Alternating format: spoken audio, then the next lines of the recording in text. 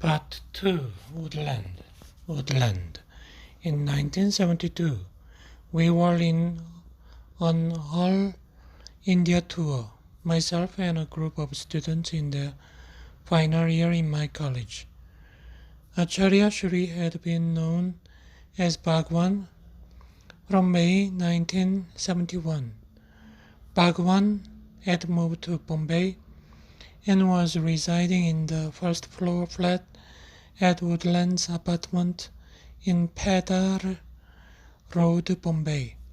I went to meet him there with my friend Nitish Kumar, who is now the Chief Minister of Bihar. Nitish had attended Bhagwan's discourse given in 1970 at our university in Patna. Like almost everyone, he had been fascinated by Bhagwan's teaching. I started to sharing Bhagwan's book with him, and we would spend hours discussing them. At the time, he was devoted to Jorge Fernandez, the famous socialist leader in India. Nitish used to say, "There are only two people worth meeting in Bombay, Rajneesh and Fernandez." We went together to meet Bhagwan at Woodlands apartment. Before he moved into Woodlands, I had the privilege of going into his bedroom directly without any appointment. But in 1972, during his Bombay stay, everything changed. Ma Yoga Lakshmi had started taking care of his work as his secretary. The neo-sannyas movement had already begun, and the whole apartment was filled with a swarm of orange-clad sannyasins, each with a mala. When I went to Lakshmi and asked her to grant me a personal meeting with Bhagwan, she replied, "You cannot have a personal meeting with him. He will be giving a public discourse on the Bhagavad Gita at Cross Maidan, Bombay, soon. You can go there." This was my first experience of official restrictions around Bhagwan. Although this had disappointed me, I also experienced a strange elevating energy in the apartment. I was not familiar with the term Buddha field. Much later I came to understand that Nitish and I had been overwhelmed by the energy of the Buddha field. Lakshmi offered us tea. Admittedly, that still remains the best tea of my life. It was flavored with a lemongrass infusion. Lakshmi was absolutely unimpressed by my story. She replied, "Everybody who comes here tells me the same thing. Bhagwan cannot meet people all day. Allow him some space." I insisted that I had been associated with Bhagwan for a while now and needed guidance regarding something rather serious. She told me I could meet Swami Yog Chinmaya instead and join in dynamic meditation at Chopati Beach every morning. I was not interested in either, but she called Chinmaya and arranged a meeting. It was our first meeting. Swami Chinmaya came and sat in front of me with his peculiar face.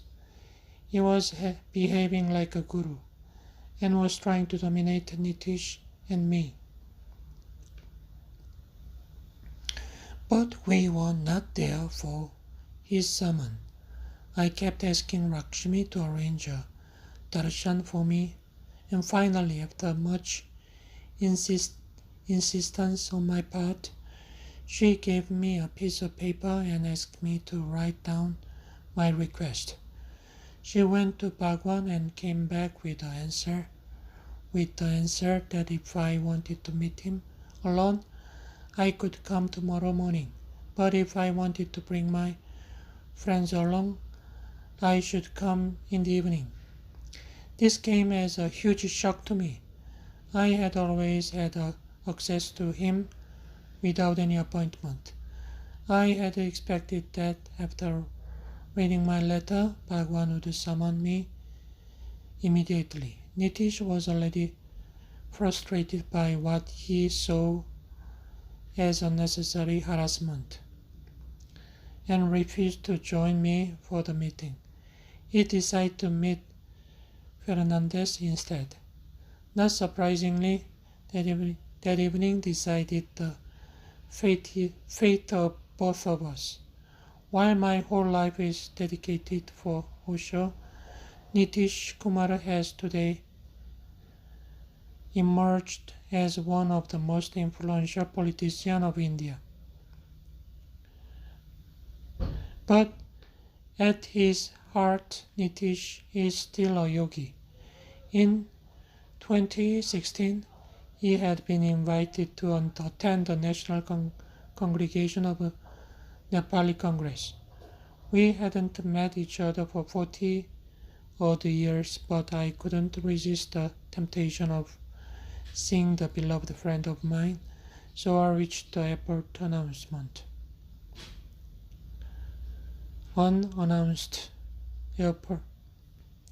So I reached the airport unannounced. I was even sure that he would recognize me after the gap of 40 odd years. But the moment he walked out of the craft and noticed me, he broke into a smile and screamed, "Arun!" You can imagine my joy. He walked straight over and hugged me.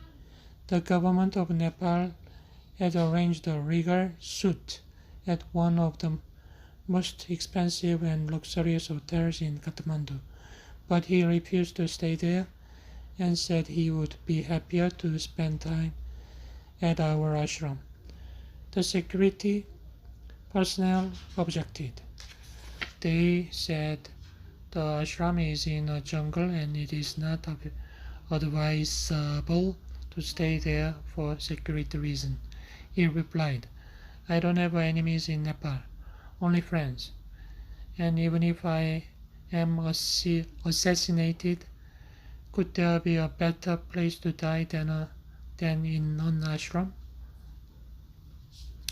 I was overwhelmed by his reply.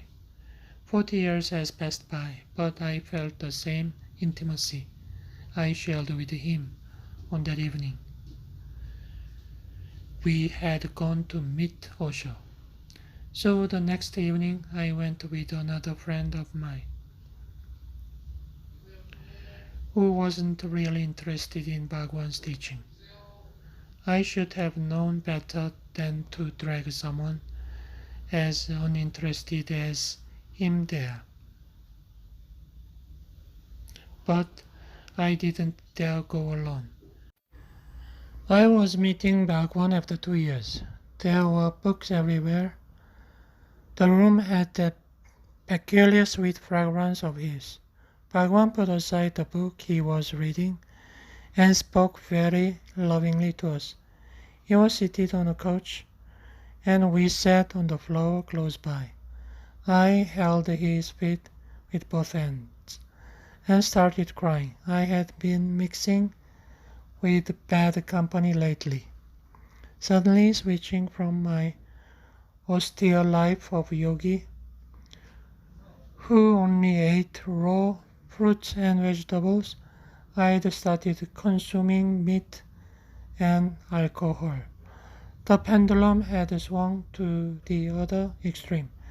I had not been meditating sincerely and was overshadowed by guilt.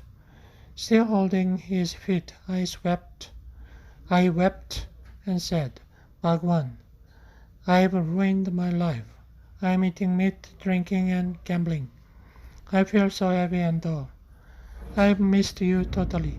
Bhagwan stroked my hair and said, You just attend one 10-day camp, and I will totally transform you.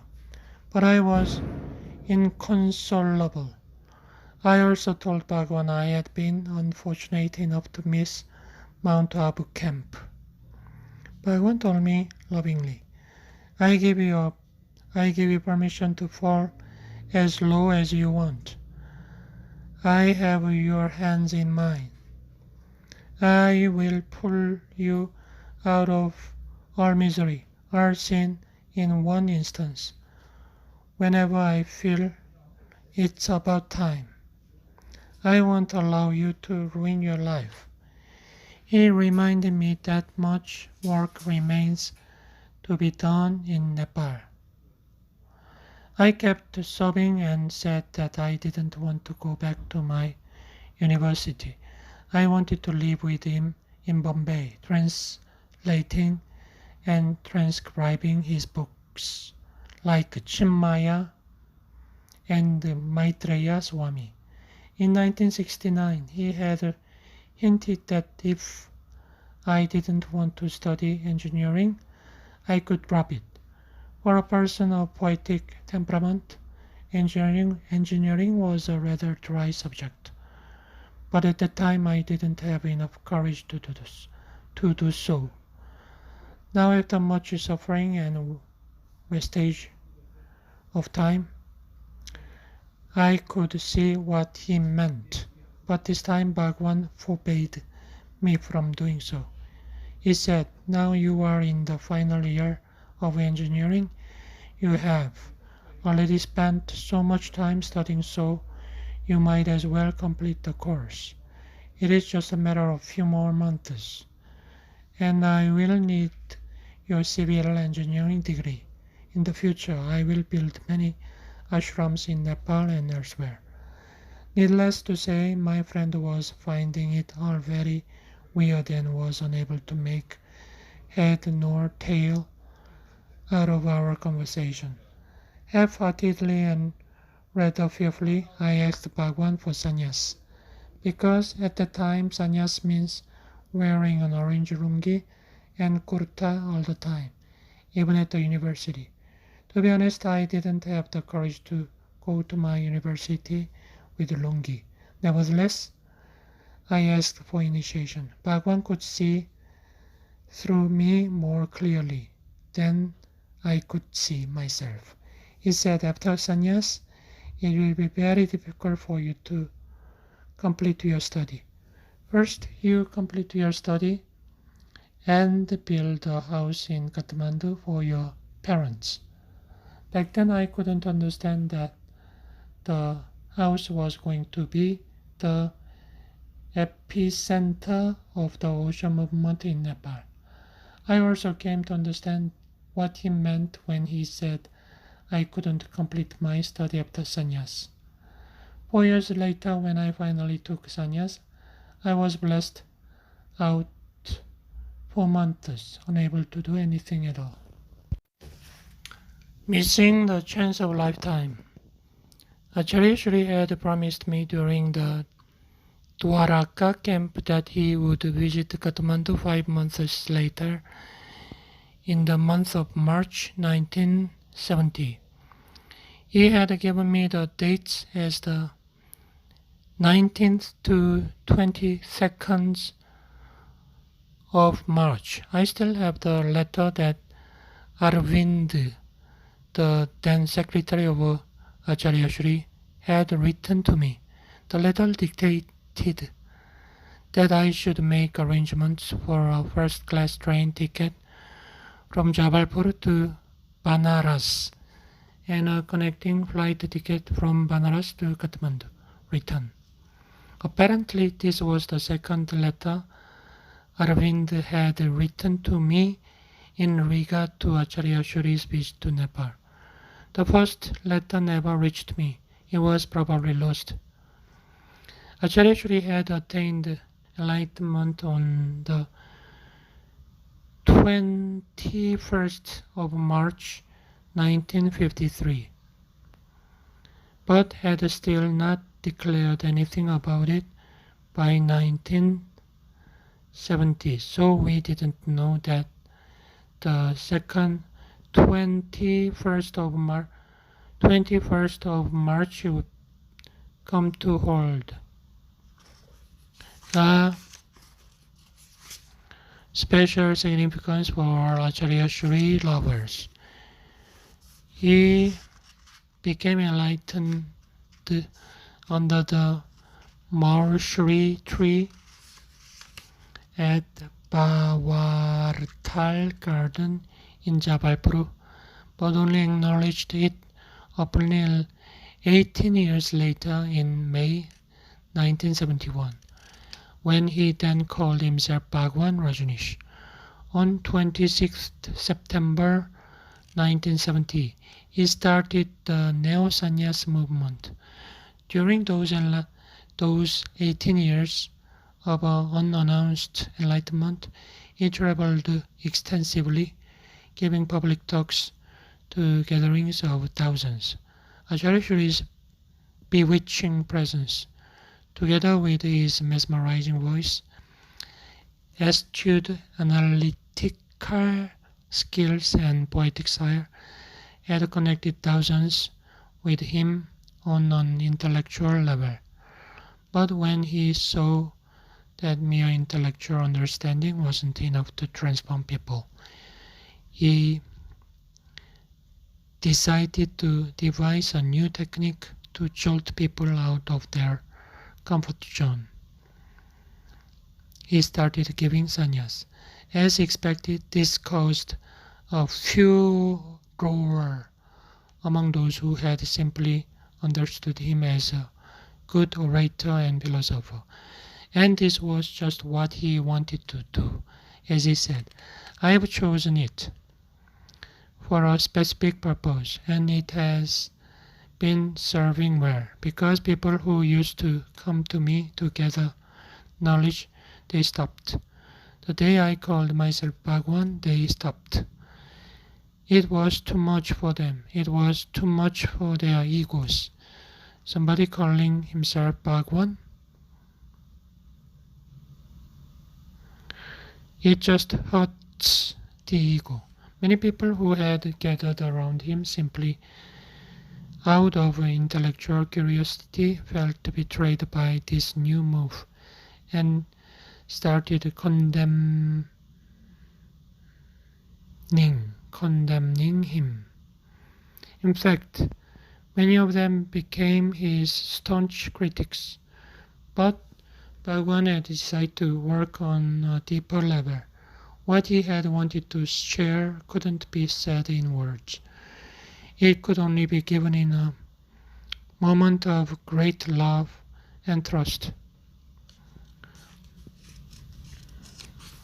You ask me, why do you call yourself Bhagwan? Why do you call yourself God? Because I am, and because you are, and because only God is. There is no other way. There is no other way to be. There are only two ways to give a label to life. One is the way of the realist. He calls it matter. The other is the way of the poet, the dreamer. He calls it God. I am an unashamed poet. I am not a realist. I call myself God. I call you God. I call rocks God. I call trees God. And the clouds God. The whole consists of only one stuff, and I have chosen to call it God, because with God you can grow. With God you can ride on great tidal wave.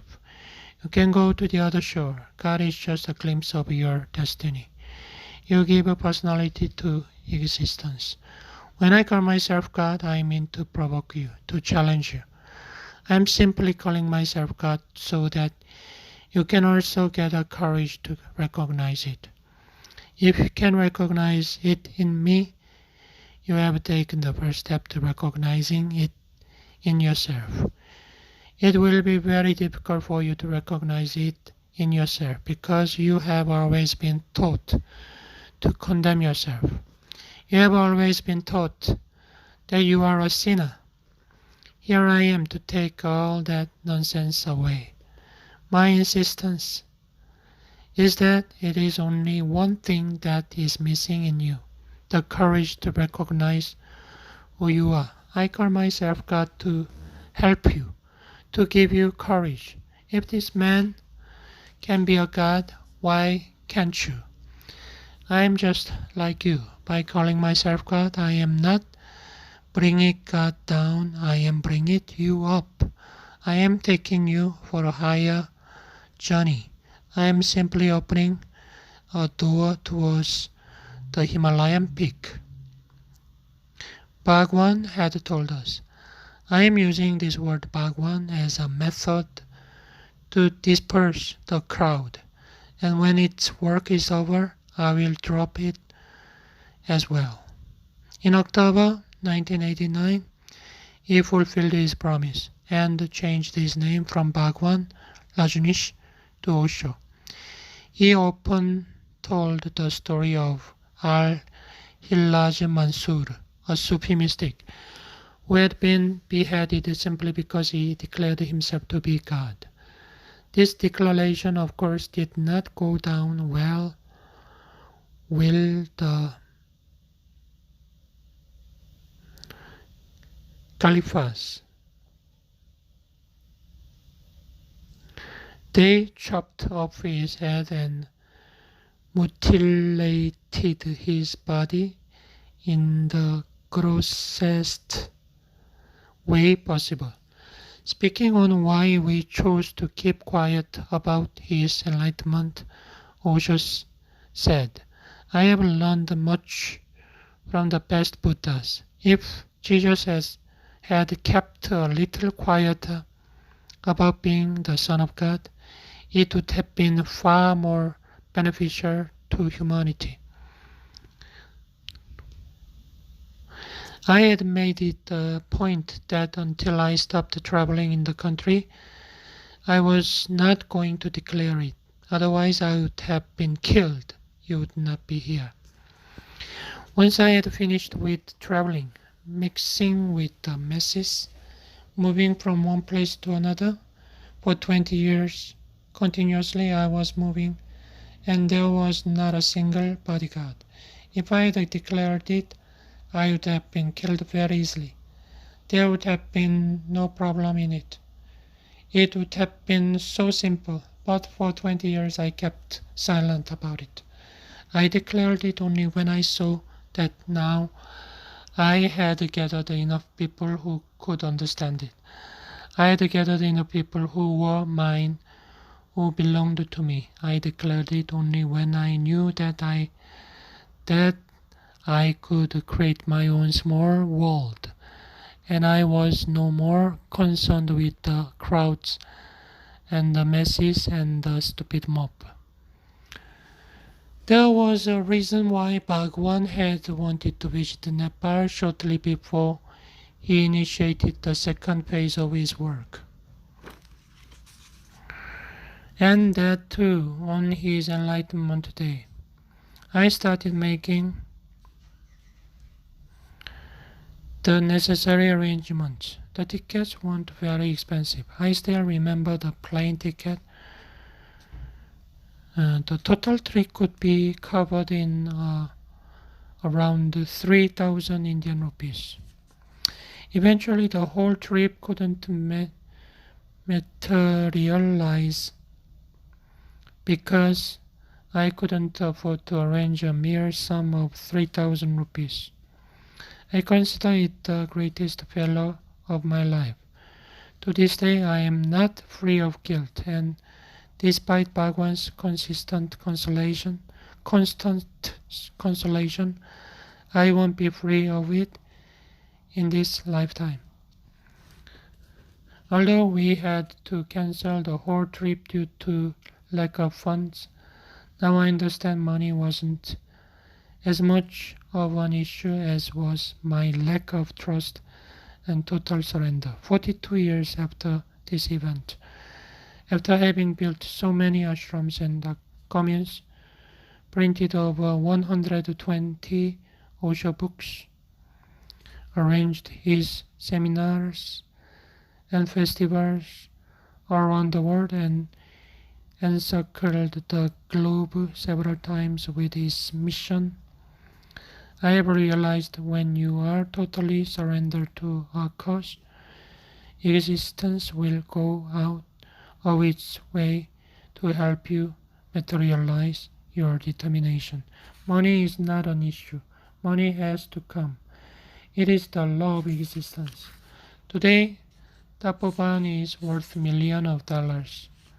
But when we started the commune 27 years ago, I had hardly a few thousand rupees on me. If I had thought about money, we wouldn't have been able to build this paradise. Recently, we have started Tapoban Phase 2.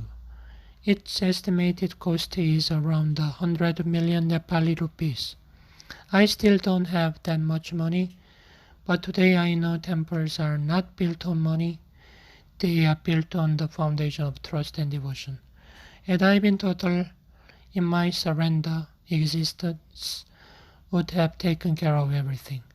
There were a few people who were reading Bhagwan's work in Nepal then, and there were a few other well-to-do friends of mine from whom I could have asked for financial support. Bhagwan often said in jest that his work would never suffer from lack of funds because his secretary Lakshmi was named after the goddess of the wealth, and he couldn't have been truer. I have come to realize that while doing any existential work, if we are hindered by lack of funds, it simply means we are not total in our effort. I have seen that although we pay our respects to gurus and masters, unconsciously we go on maintaining a safe distance because deep down we know that if we come too close to them, our lives will be transformed qualitatively and become full of joy and lightness.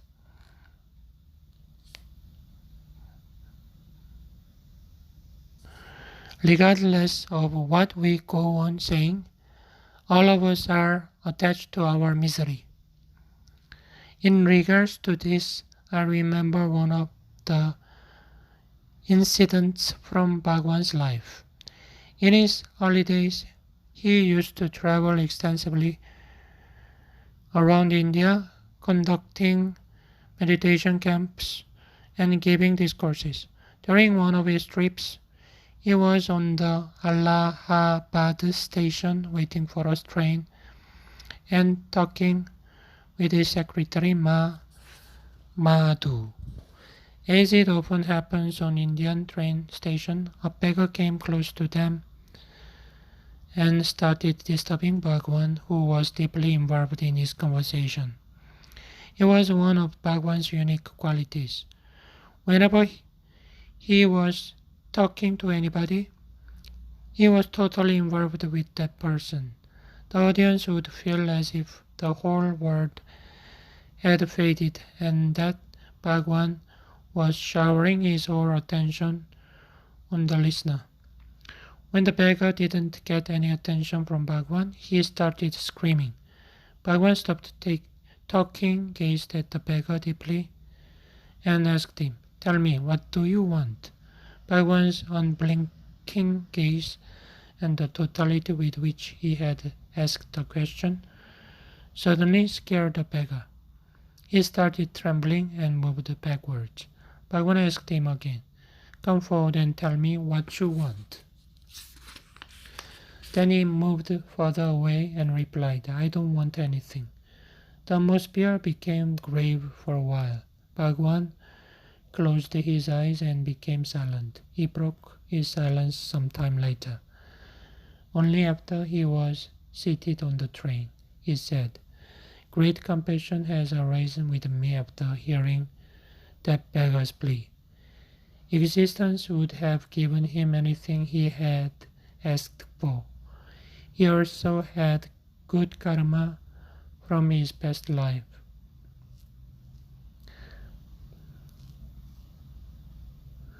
But he was afraid and he ran away. This happens to me every day. I want to give something to people, but they become afraid. People are not just greedy to share things, which is understandable, but what I can't comprehend is their inability to accept things. Anyone whose eyes I gaze into and to whom I want to give something, they become afraid and run away. What happened to this beggar has happened to me also. 3 times I fell into the trap of my mind and missed the opportunity to accept Bhagwan's invitation to come close to him. Had I not missed those opportunities, they would have transformed my life radically. When I met Bhagwan again in 1972, I wept at his feet and repented for having missed those rare and precious opportunities. I had been so frustrated that I was even ready to end my life. Bhagwan has always consoled me and given me faith and courage to live. He said, "No, it is not your fault. You were a student and did not have any money. I understand that it was difficult for you to manage it, but I was inconsolable. Every time I met him, I was full of regret for those missed opportunities. Once he said, 'Arun, in my previous lives, I committed similar blunders. It is natural for an unconscious person to commit mistakes. Just learn from your mistakes and try not to repeat them. Whenever existence gives you a chance in future, don't be afraid. Be ready to take total risk. When you surrender totally, the unknown force will come and support you, and miracles will happen.' This is the greatest teaching I have learned from my beloved master. But I must confess humbly that I couldn't adhere to his advice totally.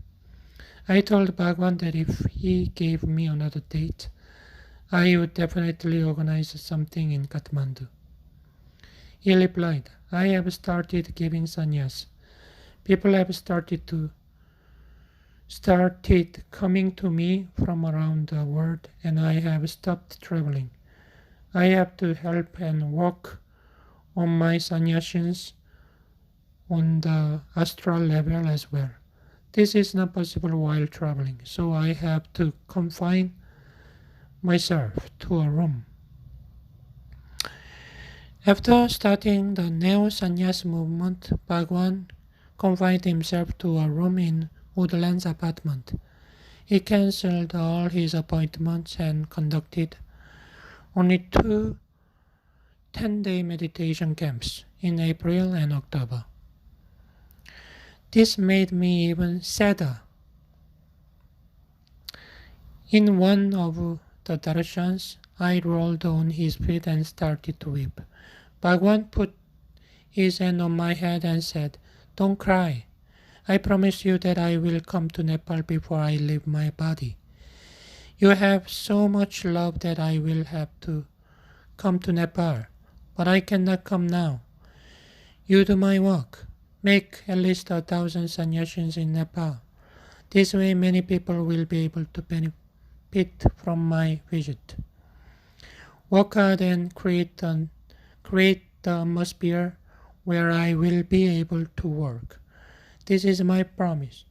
When he had said this to me, I had not even taken sannyas myself. Missing Mount Abu camp. In those days, sannyas had tougher rules. The initiates were to wear an ochre kurta and lungi all the time, even during their college. I was still a university student, and when Bhagwan summoned me for sannyas, I imagined myself going to college in my orchard lungi kurta. Apprehensively, I started making preparations for the camp. My mother was visiting her parents at Muzaffarpur, Bihar, in India. When I disclosed my plan to go to Mount Abu to my parents, something very dramatic happened. In the postscript, Bhagwan had instructed me to bring orchard clothes. My mother had briefly cited the letter and had been upset ever since. Now when I told her of my decision to go to camp the same day, she had a heart attack. She was heart patient and she had a few attacks earlier. She had always been afraid that if I would embark upon a spiritual path, she would lose her only son forever. Of course, my parents' fear was reasonable, since traditional sannyas required the initiate to renounce all worldly affairs. Bhagwan's vision was to bridge the gap between the mundane and the sacred. He spoke of this new vision of sannyas, which combined the art of enjoying the finest pleasures of this world and moving into the finer ecstasy of the other world together. His teachings spoke of an ultimate synthesis, which went beyond the dichotomy of flesh and soul. He often gave the example of a lotus flower to illustrate his teaching. A lotus rises from the marsh, and yet remains untouched by it. When rain lands on its velvety petals, it forms droplets like mercury without making the petals wet. This is how Bhagwan said a sannyasin was to live, amidst the world and yet untouched by it, radiating the grace of the other world. But at the time the idea sounded too grand to be true. I couldn't fathom the gravity of his teaching, and it was only natural that my mother would doubt that such a way of life was possible. When she had heart attack, the event was so cataclysmic that we all were pulled into the vortex and forgot about my imminent sannyas for a while. We had to hospitalize my mother immediately. As I stood in the hospital foyer, reflecting on the situation, I decided to go to the camp regardless. Bhagwan had specifically mentioned that I would encounter a lot of problems, but if my determination would be total, I will find a way out to reach him. I walked up to my father and told him that I had to go. He was visibly disappointed by my decision. He scrutinized me with mute anger and said, "Why are you such a tyrant? Your mother has just had a serious heart attack and you want to pester me with threats of sannyas?" I could totally understand his loathing, but there was no way I could make him understand that what waited me at Mount Abu was what